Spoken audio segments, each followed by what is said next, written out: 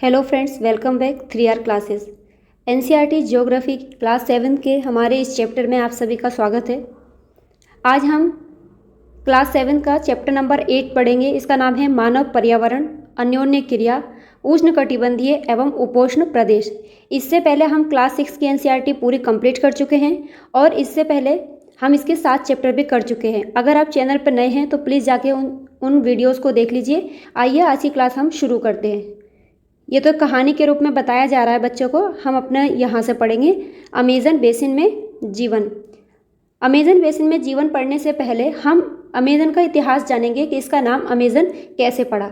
जब स्पेन के अन्वेषकों ने इस नदी की खोज की तब सिर पर सुरक्षा कवच यानी हेड गियर एवं घास के स्कर्ट पहने कुछ स्थानीय आदिवासियों ने उन पर आक्रमण किया।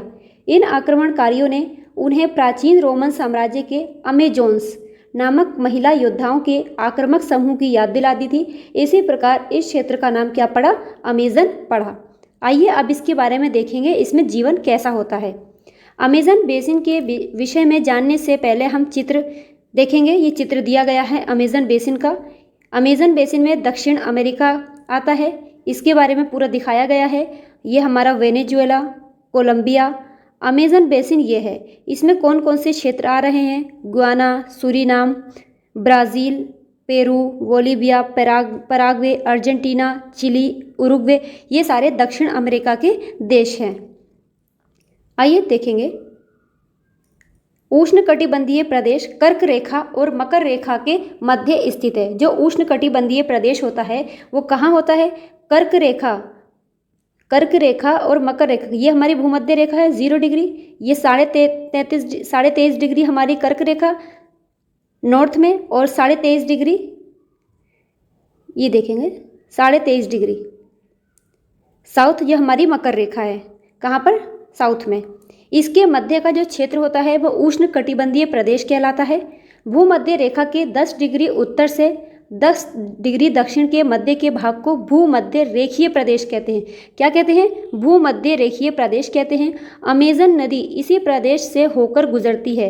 कौन से क्षेत्र से होकर गुजरती है? भूमध्य रेखीय प्रदेश से होकर बहती है। ध्यान दें कि पश्चिम में पर्वतों से निकलकर पूर्व में अंध महासागर में कैसे पहुंचती है।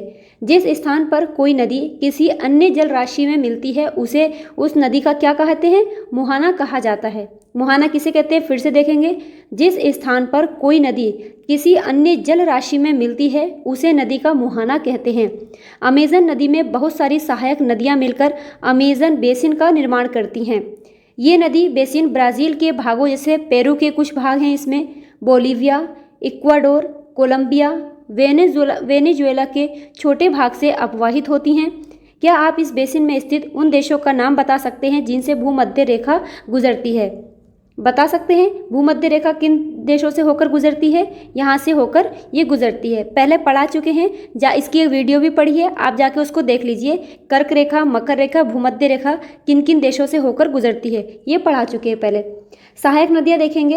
ये छोटी नदियाँ होती हैं जो मुख्य नदी में मिलती हैं। मुख्य नदी अपनी सहायक नदियों के साथ जिस क्षेत्र के पानी को बहाकर ले जाती है वे उसका बेसिन कहलाता है। फिर से देखना है, बहुत इंपॉर्टेंट है। सहायक नदी अपने साथ जिस स्थान के जिस क्षेत्र के पानी को बहाकर अपनी सहायक नदियों की सहायता से ले जाती है वे उसका बेसिन या जल संग्रहण क्षेत्र कहलाता है। अमेज़न बेसिन विश्व का सबसे बड़ा नदी बेसिन है। अमेज़न बेसिन विश्व का सबसे बड़ा नदी बेसिन है। अब अमेज़न बेसिन में जलवायु कैसी है इसके बारे में भी देखते हैं।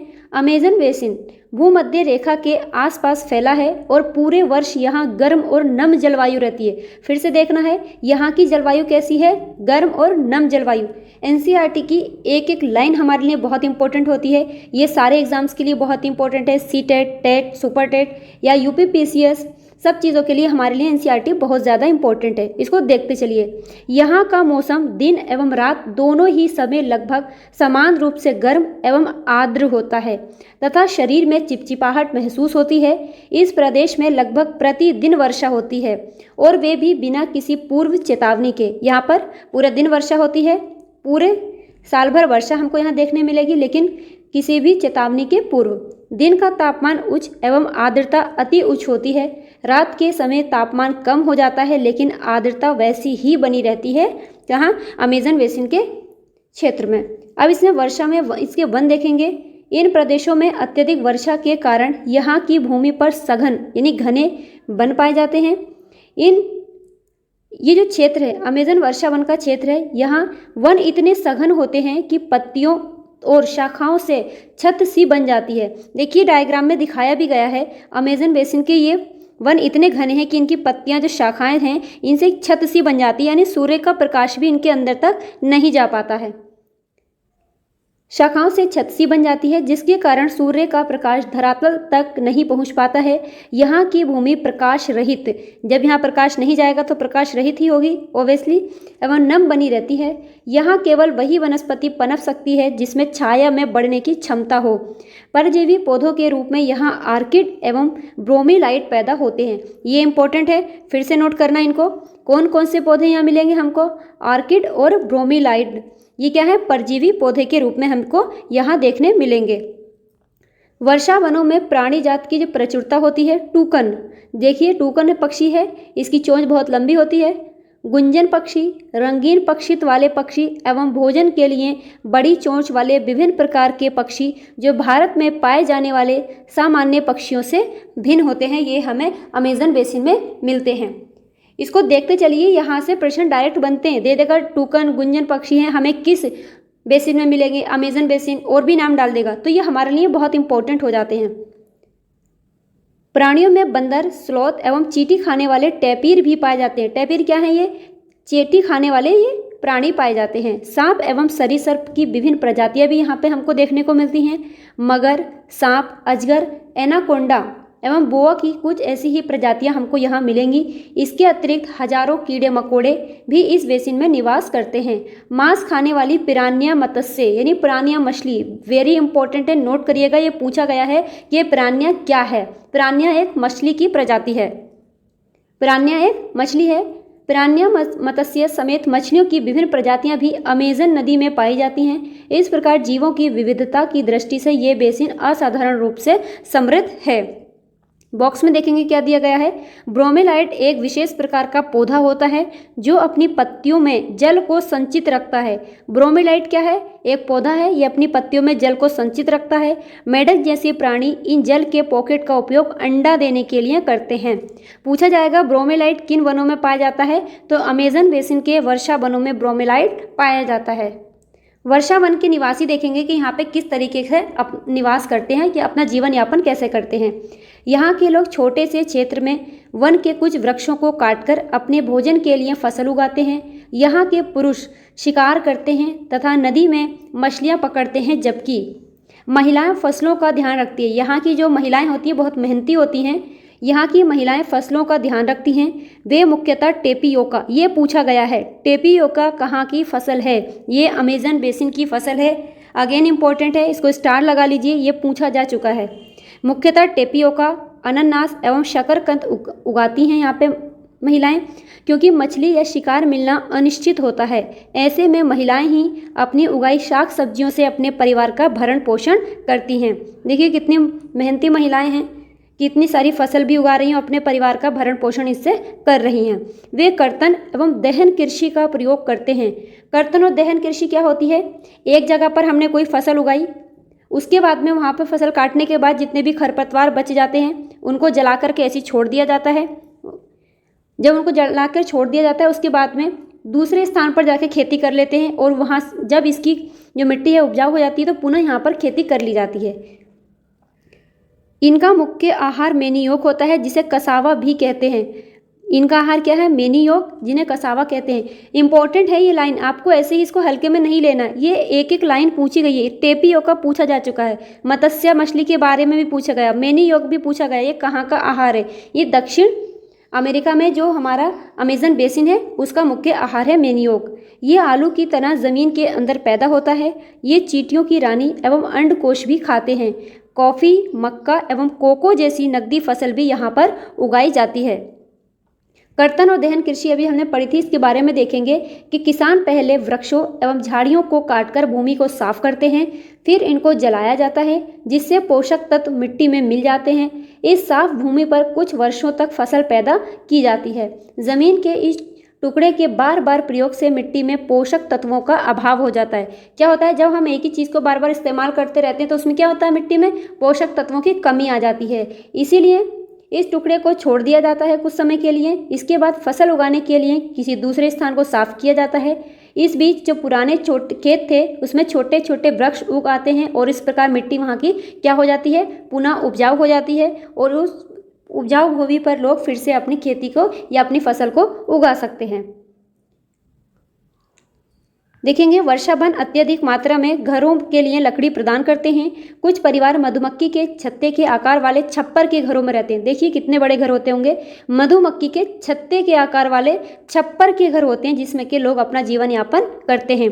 जबकि कुछ लोग मलोका, ये भी पूछा गया है मलोका क्या है। मलोका एक तेज ढाल वाली छत होती है।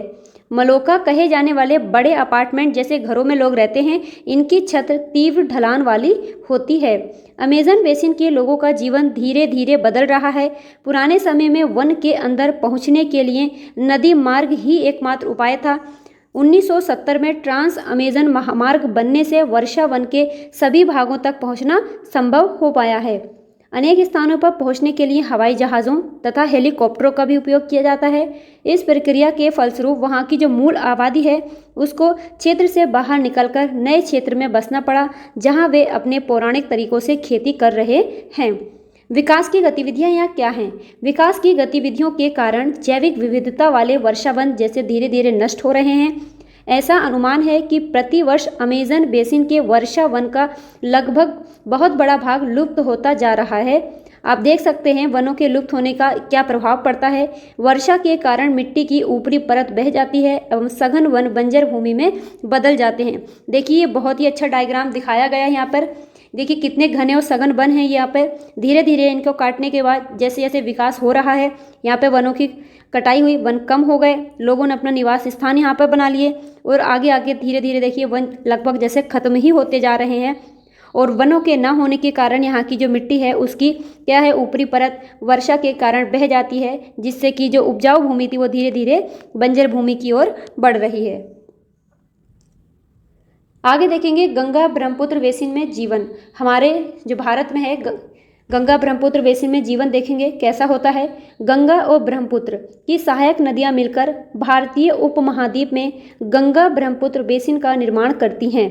ब्रह्मपुत्र नदी कहाँ से निकलती है? ये तिब्बत से निकलती है। तिब्बत से निकल करके हमारे अरुणाचल प्रदेश में, जब अरुणाचल प्रदेश में यहाँ पर प्रवेश करती है यू आकार के टन लेकर के, तो इसको अरुणाचल प्रदेश में इसका दूसरा नाम हो जाता है। जब ये तिब्बत से निकलती है यहाँ से तो इसको सांगपो के नाम से जाना जाता है। किस नाम से जाना जाता है? सांगपो के नाम से। और जब भारत में ये असम में आ जाती है तो इसको ब्रह्मपुत्र के नाम से जाना जाता है। देखेंगे ये बेसिन उपोष्ण में 10 डिग्री उत्तर से 30 डिग्री उत्तर अक्षांश के मध्य स्थित है। घाघरा, सोन, गंडक, चंबल, कोसी जैसी गंगा की सहायक नदियां एवं ब्रह्मपुत्र की सहायक नदियां इसमें अपवाहित होती हैं। एटलस की सहायता से ब्रह्मपुत्र की कुछ सहायक नदियों के नाम भी ढूंढे, ये हमको बताया जा रहा है। देखिए ये सोन नदी है। भारत में जो गंगा नदी बहती है, गंगा की बहुत सारी सहायक नदियां हैं, उनमें यमुना सबसे बड़ी सहायक नदी है। यमुना की सहायक नदियां जैसे गंडक है, चंबल है, ये डायरेक्ट यमुना की सहायक नदी हैं जो यमुना में मिलती हैं और यमुना जाकर के गंगा में मिल जाती है। जबकि सोन एकमात्र ऐसी नदी है जो यमुना में ना मिल करके सीधे किससे मिलती है? गंगा नदी से मिलती है। इसको याद रखना, ये बहुत बार पूछा भी गया है। गंगा एवं ब्रह्मपुत्र के मैदान, पर्वत एवं हिमालय के गिरिपात तथा सुंदरवन डेल्टा। अब सुंदरवन डेल्टा ये शब्द आया है, इसका निर्माण कौन सी नदियां करती हैं? गंगा और ब्रह्मपुत्र नदियां पश्चिम बंगाल में सुंदरवन डेल्टा का निर्माण करती हैं और उसके बाद ये बंगाल की खाड़ी में अपने जल को गिरा देती हैं। ये दिखाया गया है कि तिब्बत में यहाँ से निकलती है ब्रह्मपुत्र नदी, यहाँ पे हमारे आएगी अरुणाचल प्रदेश में आएगी, अरुणाचल प्रदेश से बहते हुए ये असम में पहुँचेगी और फिर ये बांग्लादेश में आएगी। बांग्लादेश में ब्रह्मपुत्र नदी को जमुना के नाम से जाना जाता है। किस नाम से जाना जाता है? जमुना के नाम से जाना जाता है। अब ये कर्क रेखा दिखाई गई है, भारत में लगभग बीचों बीच से होकर कर्क रेखा गुजरती है। भारत के किन राज्यों से कर्क रेखा गुजरती है, कोई बता सकता है? इसकी एक ट्रिक होती है, मित्र पर गमछा झाड़, मित्र पर गमछा झाड़। माँ से मिजोरम, त्रिपुरा, पश्चिम बंगाल, राजस्थान, गुजरात, मध्य प्रदेश, छत्तीसगढ़ और झारखंड से कर्क रेखा गुजरती है, इसको याद रखना। लेकिन अगर क्रम से पूछ लेगा ना, पश्चिम से पूरब की ओर क्रम क्या है, तब ये हमारी ट्रिक यहाँ पर फेल हो जाएगी। तब हमारा सबसे पहले ये गुजरात है, राजस्थान है, इससे होकर गुजरेगी। लेकिन अगर डायरेक्ट ऐसे पूछ ले कि भारत में कर्क रेखा किन किन राज्यों से होकर गुजरती है, तो इस ट्रिक को आप याद रख सकते हैं, मित्र पर गमछा झाड़। ब्रह्मपुत्र नदी को विभिन्न स्थानों पर किन नामों से जाना जाता है, अभी बताया था। तिब्बत में इसको सांगपो के नाम से जानते हैं, असम में ब्रह्मपुत्र, बांग्लादेश में इसमें जमुना के नाम से जाना जाता है, और गंगा को पश्चिम बंगाल में किस नाम से जानते हैं, पद्मा के नाम से जाना जाता है। पद्मा और ब्रह्मपुत्र ये दोनों नदियां मिलकर के मेघना नदी का क्या करती हैं, जो गंगा और ब्रह्मपुत्र है, इनकी दोनों की जो संयुक्त धारा होती है वो मेघना के नाम से जानी जाती है, इसको याद रखना। इस बेसिन की मुख्य विशेषता है मैदानी क्षेत्र में अनेक चाप झील पाई जाती है। अब चाप झील क्या होता है ये भी पढ़ा चुके हैं। जब कोई नदी अपने क्षेत्र से निकल करके बहते बहते ऐसे आ जाती है, इसके जो किनारे हैं ये इतने पास आ जाते हैं कि पास आकर के ये झील अलग हो जाती है, तो इसको ही हम क्या कहते हैं, चाप झील कहते हैं। यहाँ की जलवायु मुख्यतः मानसूनी है। मानसून में मध्य जून से मध्य सितंबर के बीच वर्षा होती है। ग्रीष्म ऋतु में गर्मी और शीत ऋतु में यहाँ पर ठंड होती है। देखेंगे बेसिन क्षेत्र में विभिन्न प्रकार की स्थलाकृतियाँ होती हैं। जनसंख्या के वितरण में पर्यावरण की प्रमुख भूमिका होती है। तीव्र ढाल वाले पर्वतीय क्षेत्र बसने के लिए प्रतिकूल होते हैं। मैदानों में जीवन आसान होता है पहाड़ों की अपेक्षा। अतः गंगा और ब्रह्मपुत्र बेसिन के पर्वतीय क्षेत्र में कम लोग रहते हैं। मानव प्रवास के लिए मैदानी क्षेत्र सबसे उपयुक्त होते हैं। यहाँ जनसंख्या घनत्व अधिक होता है। अब जनसंख्या घनत्व किसे कहते हैं, मतलब 1 किलोमीटर क्षेत्रफल में जो भी जनसंख्या रहती है, जो भी लोग निवास करते हैं, वही जनसंख्या घनत्व कहलाता है। यहाँ की मिट्टी उपजाऊ होती है। जिन स्थानों पर फसल उगाने के लिए समतल भूमि उपलब्ध है, वहाँ के लोगों का मुख्य व्यवसाय क्या है, कृषि है।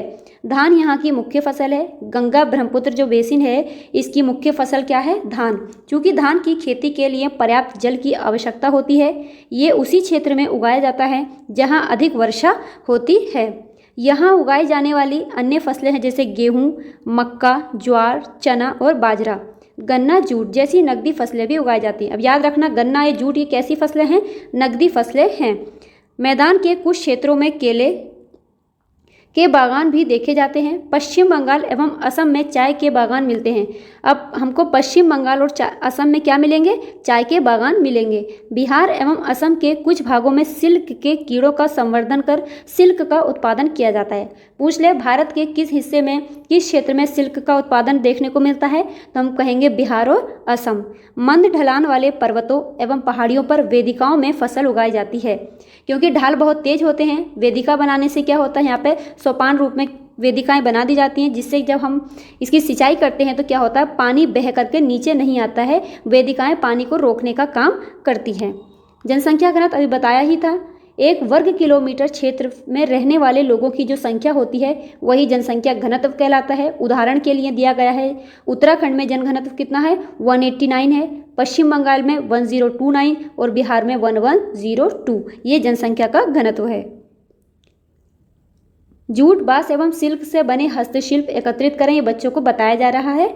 यहाँ देखेंगे विभिन्न भू आकृतियों के अनुसार वनस्पति में विभिन्नताएं पाई जाती है। क्या पाई जाती है, विभिन्नता पाई जाती है। गंगा और ब्रह्मपुत्र के मैदानों में सागवान, साखू एवं पीपल के साथ उष्ण कटिबंधीय पर्णपाती वन, कैसे वन हमें देखने को मिलेंगे, उष्ण कटिबंधीय पर्णपाती वन भी पाए जाते हैं। ब्रह्मपुत्र के मैदानी क्षेत्रों में घने बांस के घने झुरमुट पाए जाते हैं। डेल्टा क्षेत्र मैंग्रोव वन से घिरा होता है। मैंग्रोव हमें कहाँ पर मिलते हैं, ये पश्चिम बंगाल में। उत्तराखंड, सिक्किम एवं अरुणाचल प्रदेश मैंग्रोव क्या होती है, दलदली भूमि जो होती है वही मैंग्रोव कहलाती है। ठंडी जलवायु एवं तीव्र ढाल वाले भागों में चीड़, देवदार, फर जैसे शंकुधारी पेड़ पाए जाते हैं। इन पेड़ों के पाए जाने का क्या फ़ायदा होता है, क्योंकि पर्वतों पहाड़ों पर क्या होती है, बर्फ़ पड़ती है। ये इनकी संरचना इस तरीके की होती है, जब इन पर बर्फ़ पड़ेगी तो बर्फ़ इनकी पत्तियों पर रुकेगी नहीं, वो नीचे आ जाएगी, जिससे कि पत्तियों में सड़न नहीं पैदा होगी। ये धान की कृषि दिखाई गई है कि धान की रोपाई कैसे हो रही है। असम में चाय के बागान कैसे होते हैं, ये हमको दिखाया जा रहा है। इसमें देखेंगे बेसिन में विविध प्रकार के वन्य जीव भी पाए जाते हैं, जैसे कि हाथी, बाघ, हिरण एवं बंदर आदि सामान्य रूप से मिलेंगे। एक सींग वाला गैंडा हमको कहाँ मिलता है? ब्रह्मपुत्र के मैदानों में पाया जाता है। पूछ लेगा एक सींग वाला गैंडा किस राज्य में मिलता है? ये असम में। नोट करिएगा, इंपॉर्टेंट है। कहाँ मिलेगा एक सींग वाला गैंडा? काजीरंगा, असम में। डेल्टा के क्षेत्र में बंगाल टाइगर, मगर और घड़ियाल पाए जाते हैं। नदी के साफ जल, झील एवं बंगाल की खाड़ी में प्रचुर मात्रा में जलीय जीव पाए जाते हैं। रोहू, कतला और हिल्सा ये क्या हैं? मछलियों की प्रजातियां हैं। मछली एवं चावल इस क्षेत्र में रहने वालों लोगों का मुख्य आहार होता है। वेदिकाओं का निर्माण खड़ी ढलानों पर समतल सतह बनाने के लिए किया जाता है। इनको समतल सतह को बना करके यहाँ पर हम कृषि कर सकते हैं। ढलान को इसलिए हटाया जाता है कि जल का प्रवाह तीव्रता से ना हो। एक सींग वाला गैंडा दिखाया गया है, ये कहाँ मिलेगा? काजीरंगा, असम में मिलेगा। गंगा और ब्रह्मपुत्र नदी के अलवण जल में एक प्रकार की डॉल्फिन पाई जाती है, जिसे स्थानीय भाषा में सुसु या अंधी डॉल्फिन कहते हैं। अंधी डॉल्फिन क्या है? भारत की जलीय जीव है। भारत की राष्ट्रीय जलीय जीव कहलाती है अंधी डॉल्फिन या सुसु। सुसु क्योंकि हर बाघ है राष्ट्रीय पक्षी, राष्ट्रीय पशु तो सब कुछ जानते हैं, लेकिन राष्ट्रीय जलीय जीव कोई बहुत कम लोग जानते हैं। इसको नोट करना है। इसका नाम है सुसु या अंधी डॉल्फिन। सुसु की उपस्थिति से जल की शुद्धता का पता लगता है। रसायन की अत्यधिक मात्रा वाले गैर उपचारित औद्योगिक एवं शहरी गंदगी इन प्रजातियों को नष्ट कर रहे हैं। जल कितना शुद्ध है कि नहीं है, हमें इस बात का पता अंधी डॉल्फिन से पता चलता है। अगर यहाँ पर शुद्ध जल है, जिस जगह पर ये रह रही है, जिस समुद्र में, झील में, तालाब में, नदियों में ज़्यादातर ये कहाँ पर होती हैं? सागर में ही हमको मिलेंगी। जहाँ पर ये हैं, तो अगर ये है तो हमको पता चलेगा उस जगह का जल क्या है? शुद्ध है। अगर इसकी संख्या धीरे धीरे कम होती जा रही है तो समझ लीजिए वहाँ पर रसायन की अत्यधिक मात्रा है। ये एक केस स्टडी दी गई है झील के ऊपर, ये हम नहीं पढ़ेंगे, आगे चलते हैं। अब ये बताया गया है भारत में स्वच्छ भारत मिशन कब आरंभ किया गया था? 2 अक्टूबर 2014 को स्वच्छ भारत मिशन का शुभारंभ किया गया था। गंगा और ब्रह्मपुत्र के मैदानों में बड़े कस्बे और शहर स्थित हैं। देखेंगे गंगा और ब्रह्मपुत्र की जो ये नदियां हैं, इनके तट पर कौन कौन से शहर बसे हुए हैं? इलाहाबाद, कानपुर, वाराणसी, लखनऊ, पटना एवं कोलकाता जैसे 10 लाख से अधिक आबादी वाले शहर गंगा नदी के तट पर ही स्थित हैं। इलाहाबाद गंगा यमुना के संगम पर है। कानपुर गंगा नदी के किनारे बसा है। लखनऊ कहाँ पर है? लखनऊ गोमती नदी के तट पर बसा है। पटना गंगा नदी के तट पर बसा है, जबकि कोलकाता हुगली नदी के तट पर बसा हुआ है। इसको याद रखना, पूछा जाता है। ये कोलकाता हुगली नदी के तट पर है और लखनऊ गोमती नदी के तट पर स्थित है। इन शहरों तथा यहाँ स्थित उद्योगों का गंदा पानी बहकर नदी में ही जाता है, जिससे कि नदी प्रदूषित हो रही है। बेसिन में यातायात का सुविकसित तंत्र उपस्थित है। आप देख सकते हैं कि गंगा और ब्रह्मपुत्र बेसिन में यातायात के 4 मार्ग सुविकसित हैं। 4 मार्ग कौन कौन से हैं आपको इससे पहले वाली क्लास में बता चुके हैं। मैदानी इलाकों के लोग सड़क मार्ग और रेल मार्ग के द्वारा एक स्थान से दूसरे स्थान तक जाते हैं। नदी के तटीय क्षेत्रों में जल मार्ग यातायात का एक प्रभावशाली माध्यम है। कोलकाता हुगली नदी पर स्थित एक महत्वपूर्ण पत्तन है। अभी बताया था, इसको नोट कर लीजिए, ये बहुत बार पूछा भी गया है। कोलकाता हुगली नदी के तट पर, लखनऊ गोमती नदी के तट पर, अयोध्या सरयू नदी के तट पर है, आगरा किस पे है? यमुना नदी के तट पर है। ये सारे याद रखना, पूछा जाता है एक एक नंबर में। मैदानी क्षेत्र में कई बड़े हवाई पत्तन भी स्थित हैं। हैदराबाद किस नदी के किनारे है? ये भी पूछा गया। मूसी नदी के तट पर स्थित है हैदराबाद। पर्यटन इस बेसिन की एक महत्वपूर्ण क्रिया है। आगरा में यमुना के किनारे स्थित ताजमहल, इलाहाबाद में गंगा और यमुना नदी का संगम, उत्तर प्रदेश एवं बिहार में बौद्ध स्तूप, लखनऊ का इमामबाड़ा, ये पूछा जाता है। छोटा इमामबाड़ा और बड़ा इमामबाड़ा कहाँ पर है? लखनऊ में। असम का काजीरंगा एवं मानस, ये भी बहुत बार पूछा गया है। असम का काजीरंगा और मानस वन्यजीव अभ्यवन या अभ्यारण्य कहाँ पर है? ये असम में। एक सींग वाला गैंडा हमको कहाँ मिलेगा? असम के काजीरंगा अभ्यारण्य में हमको देखने को मिलेगा। अरुणाचल प्रदेश की विशिष्ट जनजातीय संस्कृति जैसे कई दर्शनीय स्थल हैं। अब एक बात यहाँ पर ये ध्यान रखना, अभ्यवन कई जगह अशुद्धियों में पूछ लिया जाता है, शुद्ध अशुद्ध में पूछ लिया जाता है अभ्यारण्य के बारे में, कौन सा शुद्ध है और कौन सा अशुद्ध। ये वाला हमारा शुद्ध होता है। कहीं कहीं पर आपको देखने को मिलेगा ये हमारा अशुद्ध होता है, बहुत ज़्यादा इसको ध्यान रखना है, बहुत माइनर मिस्टेक है। लोग बहुत ज़्यादा कंफ्यूज होते हैं, अक्सर लोग इस वाले को ठीक मानते हैं, जबकि ये हमारा गलत है और सही अभ्यारण्य ऐसे ही लिखा जाता है, पूरा भा बनाया जाता है, इसको याद रखना। अब हम इसके अभ्यास देख लेते हैं। जब पूरा पाठ पढ़ने के बाद में जब हम अभ्यास करने का मतलब यही होता है, जब हम क्वेश्चन लगाते हैं तो हमने कितना पढ़ा, कितनी गहराई से उसको पढ़ा। देखते हैं, उस महाद्वीप का नाम बताइए जो अमेजन बेसिन में स्थित है। कौन सा है? दक्षिण अमेरिका। अभी देखा था हम लोगों ने, दक्षिण अमेरिका। अमेजन बेसिन के लोग कौन सी फसल उगाते हैं? मेनियोक, है ना, टेपियोका, ये वाली फसलें उगाते हैं। अमेजन के वर्षा वन में कौन से पक्षी पाए जाते हैं? टूकन, गुंजन, ये हम लोगों ने पढ़ा था। टूकन लंबी चोंच वाला पक्षी होता है। गंगा नदी के तट पर कौन कौन से शहर स्थित हैं? गंगा नदी पे इलाहाबाद में तो गंगा यमुना के संगम पर है। कानपुर गंगा नदी के तट पर बसा हुआ है। और कौन सा है? हमारा पटना हमको देखने मिलेगा गंगा नदी के तट पर। एक सींग वाले गैंडे कहाँ पाए जाते हैं? असम के काजीरंगा में एक सींग वाले गैंडे पाए जाते हैं। टूकन क्या है? यह भी पढ़ा था। टूकन एक पक्षी है। मेनियोक कहाँ का प्रमुख भोजन है? ये पूछा गया है, इसको बहुत इंपॉर्टेंट है, नोट करिएगा, गौर से देखना। मेनियोक कहाँ का मुख्य भोजन है? अमेजन बेसिन का है। कोलकाता किस नदी के तट पर है? हुगली नदी के, कई बार पूछा जा चुका है। देवदार एवं फर किसके प्रकार होते हैं? शंकुधारी वृक्ष के होते हैं। बंगाल टाइगर हमको कहाँ मिलेंगे? बंगाल टाइगर हमको डेल्टा क्षेत्रों में मिलेंगे। गाइस, अगर क्लास पसंद आ रही है प्लीज़ इसको सब्सक्राइब कीजिएगा एंड लाइक कीजिएगा और इसको शेयर भी करिएगा। सूती कपड़े हमको कहाँ पर मिलेंगे? इसका हमको मिलान करना है। सूती कपड़े हमको गंगा के मैदानों में मिलेंगे। मलोका क्या है? मलोका हमने पढ़ा था, दक्षिण बेसिन में जो तीव्र ढाल वाली छतें होती थी उनको क्या कहते थे? मलोका। पिरान्या एक मछली है। पिरान्या क्या है? पिरान्या एक मछली है। रेशम कीट पालन है। और काजीरंगा असम में ये मिलेगा, एक सींग वाला गेंडा। आज की क्लास में इतना ही है, मिलेंगे अगली क्लास में। तब तक के लिए अपना ख्याल रखिए, पढ़ते रहिए। वीडियो पसंद आए प्लीज़ उसको लाइक एंड शेयर कीजिए और चैनल को प्लीज़ सब्सक्राइब करिए। बार बार पढ़ते रहिए। जितना ही आप रिवीजन करेंगे यही हमारे लिए बहुत लाभदायक होगा। अभी सीटेट टेट के एग्ज़ाम आने वाला है, इसके लिए तो हमारे एनसीईआरटी बहुत ज़्यादा लाभदायक है। आप प्लीज़ इसको बार बार रिवीजन करते जाइए। मिलेंगे अगली क्लास में, तब तक के लिए अपना ख्याल रखिए, पढ़ते रहिए, कामयाबी ज़रूर मिलेगी।